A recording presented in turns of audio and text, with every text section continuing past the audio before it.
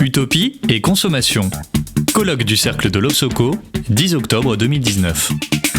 Dominique Desjeux, anthropologue, professeur émérite à la Sorbonne. De la cité idéale de Ledoux au rond-point des Gilets jaunes. Donc j'ai appelé ça de la cité idéale de Ledoux. Je vous montrerai une ou deux photos qui m'ont frappé. Au rond-point des Gilets jaunes, c'est le cercle, la perfection, la pureté qui est derrière ça. Et le travail vaut le coup d'être approfondi. Et moi, j'ai essayé de le regarder d'un point de vue anthropologique en me disant, comme anthropologue, quelle question je me pose.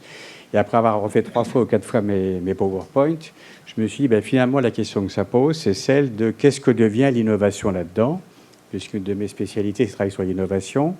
Et je suis frappé de voir qu'aujourd'hui, on met beaucoup l'accent sur l'innovation et la créativité.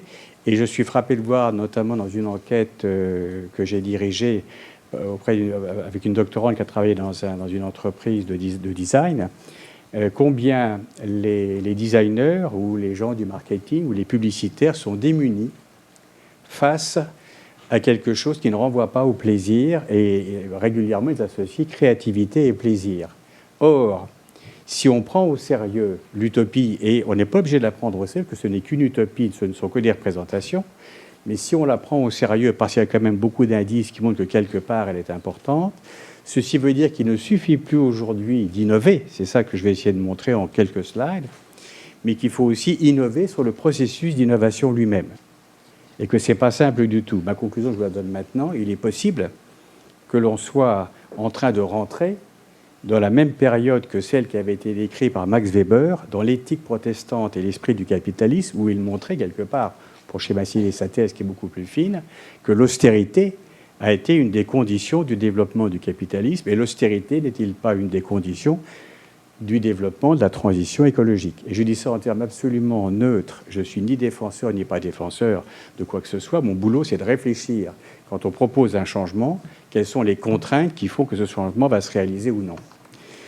Le premier grand constat qui vient d'être fait, je vais le rappeler ici, on est en réalité face à des représentations qui sont en tension, avec des gens qui veulent plus consommer, des gens qui veulent moins consommer et des gens qui sont contents de leur consommation.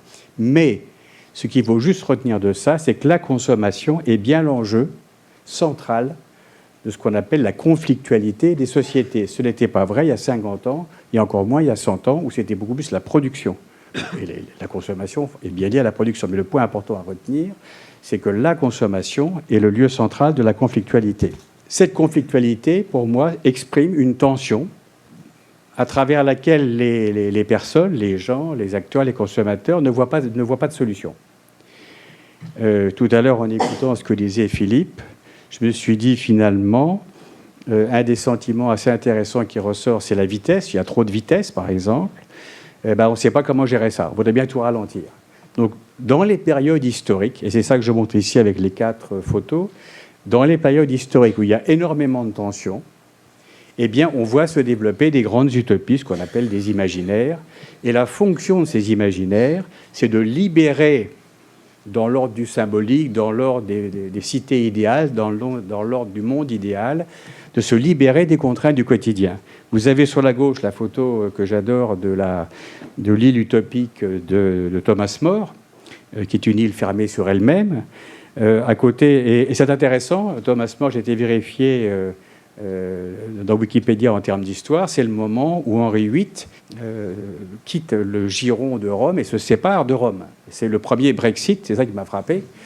C'est un peu le Boris Johnson de l'époque, qui s'appelait Henri VIII, ou c'est Boris Johnson qui est le Henri VIII d'aujourd'hui. Et dans ce moment de crise qui est important par rapport à l'ensemble de la chrétienté, Thomas More élabore cette espèce de cité idéale. Après ça, j'ai mis rapidement ce qu'on appelle les réductions des jésuites, qui ont duré presque 150 ans, qui sont des espèces de mondes idéaux dans le Paraguay, qui ont donné une pièce de théâtre qui s'appelle « Sur la terre comme au ciel ». Le titre est très intéressant. Et qui, là aussi, construisent des mondes idéaux sur l'idéal un petit peu des cisterciens et des API. Il y a un côté retrait du monde qu'on retrouve aujourd'hui. Il y a un côté retrait de la vitesse, retrait du monde, un espèce d'enfermement. Et puis le plus étonnant, c'est la ressemblance qu'il y a uniquement sur la forme, mais c'est assez intéressant quand même en termes de symbolique. La cité de Ledoux, qui est construite au moment où la Révolution française va se développer, où il y a du reste plusieurs mouvements révolutionnaires en Europe. Et là aussi, il construit une cité idéale, et on retrouve les ronds-points, là aussi, comme des cercles, comme des protections, et on empêche les gens de rentrer sur le rond-point. Ce qui m'a frappé, c'est qu'il y a beaucoup de travail sur les grands corps de l'État. Je pense que le corps des ponts et chaussées, qui est un vieux corps qui date de Louis XV, donc est assez ancien, n'aurait jamais imaginé que les ronds-points qu'ils ont poussés, à la construction desquels ils ont poussé, donneraient un jour, que ce serait un lieu pour les gilets jaunes. C'était pour fluidifier la circulation. Et là, c'est plutôt l'inverse. Ces utopies, qui sont des libérations dans l'imaginaire, renvoient à 4 peurs qui sont tout à fait intéressantes. Et quand on dit des peurs, c'est plutôt positif. Ce qui est embêtant, c'est l'angoisse. L'angoisse n'a pas d'objet, la peur a un objet. Donc c'est la guerre, le réchauffement climatique, le nucléaire et le terrorisme. Ce qui me frappe là, c'est que ces peurs sont relativement, j'allais dire, nationales. Il me semble qu'il faut rappeler, et quelque part j'ai noté ici, en écoutant encore Philippe Moiti, d'où vient la vitesse. Et là, l'hypothèse que je vous lis, que ça peut être que des hypothèses, il n'y a pas de chaîne de causalité simple là-dessus. L'hypothèse, c'est que l'accélération du monde vient du changement de rapport de force au niveau mondial, qui est la résultante de la montée en puissance de la Chine.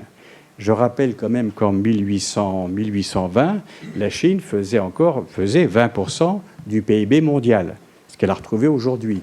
Donc la parenthèse, j'allais dire, de la faiblesse chinoise est relativement courte à l'échelle de l'histoire, c'est à peine 200 ans.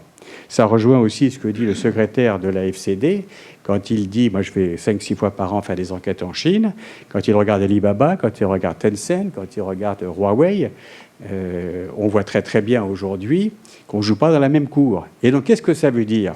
Ça veut dire que d'un côté, la montée de la Chine augmente la compétition, notamment la compétition sur les prix, auxquels nous participons, puisque les entreprises françaises vont acheter aussi en Chine et font aussi pression pour avoir des prix bas. Mais les Chinois produisent aussi à prix bas parce qu'ils ont une productivité beaucoup plus forte que la nôtre, qui fait aussi pression sur nous. Donc, quelque part, quand on travaille sur les très grands groupes internationaux, ce moi qui me frappe le plus dans les enquêtes internationales, c'est la pression par les prix. On a beau dire tout ce qu'on veut, cette pression est extrêmement présente. Et donc, quelque part, je ne sais pas, et c'est ça la question, je ne suis pas sûr que l'on soit maître aujourd'hui de la vitesse à laquelle se fait le changement. Et ce changement de rapport de pouvoir est important à comprendre parce que, quelque part, c'est ici ce que j'ai voulu résumer, on est à la fin d'une période qui a démarré en gros vers 1750, c'est un chiffre qui est à peu près vrai à 10-20 ans près, au moment où l'Angleterre a développé le charbon, parce qu'elle était en crise pour des raisons démographiques. C'est la thèse de Malthus qu'on reprend aujourd'hui, mais non pas en termes de critique, mais en termes de, finalement, si l'Angleterre a innové, notamment si elle a utilisé le charbon, c'est qu'elle était beaucoup plus en crise que la Chine, qui avait le même niveau de PIB, le même niveau de croissance, les mêmes bases textiles, par exemple, si on reprend la comparaison de Pomerantz. Mais en même temps, on constate qu'à travers le développement du charbon, on change 10 000 ans du monopole des bioénergies. Ça veut dire que pendant 10 000 ans, pour démarrer au début de l'agriculture et faire vite, toutes les énergies utilisées étaient à base d'hommes, de femmes, d'animaux, de l'eau, du vent, du soleil. Ce n'était que des bioénergies. Ce qui change au XVIIIe siècle, c'est le régime énergétique. Et ça dure depuis à peu près 200 ans. Aujourd'hui, d'où vient la crise, c'est aussi le régime énergétique. Ce sont les énergies fossiles qui, en produisant du CO2, produisent le réchauffement climatique. Donc, quelque part, on est bien sur le même type de changement aujourd'hui. Et quelque part, on est en train d'assister à un basculement qui a commencé dans les années 20 pour les États-Unis, les années 45-60 États-Unis, Europe de l'Ouest, les années 80 pour la Chine et les BRICS, ou même l'Europe de l'Est et aussi l'Europe du Sud, qui est la mise en place d'un système de consommation qu'on connaît bien aujourd'hui, qui est le système de la grande consommation. Et c'est ça que l'utopie remet en cause aujourd'hui. Mais l'utopie de la décroissance, c'est ça que le point à retenir, l'utopie de la décroissance se met en place ou émerge aujourd'hui en France au moment où la France ne maîtrise plus la mondialisation. L'Angleterre et la France ont maîtrisé la mondialisation pendant le XIXe siècle. C'est ce qu'on a appelé le temps des colonies. Et ils n'ont fait que suivre ce qui s'est fait depuis 10 000 ans, où à chaque fois qu'un impérium était le plus puissant, ils pillaient tout le monde autour pour s'enrichir au milieu. C'est un grand classique, il n'y a rien de nouveau là-dedans. Ce n'est même pas lié au capitalisme. Ceci est un autre débat. Et finalement, la question que je pose est la suivante. Je rassemble plusieurs enquêtes que j'ai faites ou plusieurs lectures que j'ai faites, et notamment ce constat que quand je travaille avec des designers ou des publicitaires ou des gens qui travaillent dans le marketing, ils ont une difficulté à être créatifs et donc quelque part à innover quand on n'est plus dans le domaine du plaisir ou dans le domaine de l'hédonisme. Si l'utopie de la décroissance se met en pratique, qu'est-ce que vont faire les entreprises ? Et elle est en train de se mettre en pratique. J'ai pris cette photo exprès avant de venir, j'ai pris il y a 2-3 jours, j'ai pris des gourdes d'un côté et j'ai pris des bouteilles d'eau de l'autre. Eh bien, si tout le monde se met à acheter des gourdes, c'est-à-dire qu'on achète des produits qui sont renouvelables, ça ne sera même plus la peine d'aller acheter des bouteilles d'eau en plastique. Je prends cet exemple, je ne sais pas s'il est vrai ou s'il va se développer après, on ne sait jamais en réalité ce qui va se passer après, mais c'est un exemple pour dire, aujourd'hui, si on veut innover, il faut innover sur la frugalité et l'austérité si l'utopie de la décroissance est bien une antichambre d'une baisse de la consommation. Et donc on est à la veille d'une rupture complète dans le processus d'innovation qui jusqu'aussi était quand même centré sur, c'est le point important, des innovations qui étaient moins chères, qui faisaient gagner du temps, qui faisaient baisser la charge mentale et qui faisaient baisser la pénibilité. Si on rentre dans l'austérité, c'est ça le point central de la démonstration ici, si on rentre dans l'austérité, on augmente les prix, il faut plus de temps, ça a été dit par Philippe tout à l'heure quand il a montré qu'on était prêt à faire soi-même est extrêmement important aujourd'hui. On augmente la pénibilité parce que tout d'un coup, l'énergie qui fait baisser la pénibilité, on peut moins l'utiliser tant que c'est une énergie fossile. On augmente la charge mentale parce qu'il va falloir apprendre quelque chose qu'on ne sait pas faire, voire réapprendre à faire la cuisine.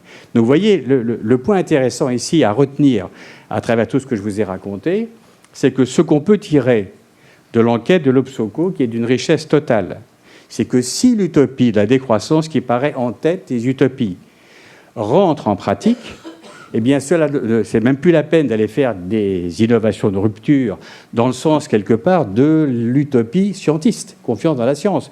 Toute l'innovation aujourd'hui va dans le sens de l'utopie scientiste. J'aime pas trop le mot scientiste, il est péjoratif. Pour moi, c'est vraiment confiance dans la science, mais ça revient au même. Or, aujourd'hui, elle ne peut plus fonctionner si l'utopie de la décroissance devient centrale et si la frugalité devient centrale, d'autant plus que tout ça, c'est sous le contrôle de la Chine et qu'à mon avis, on sait pas très bien jusqu'où ça va nous emmener. Merci pour votre attention. Merci beaucoup, Dominique. Retrouvez toutes les actualités de l'Obsoco sur obsoco.com.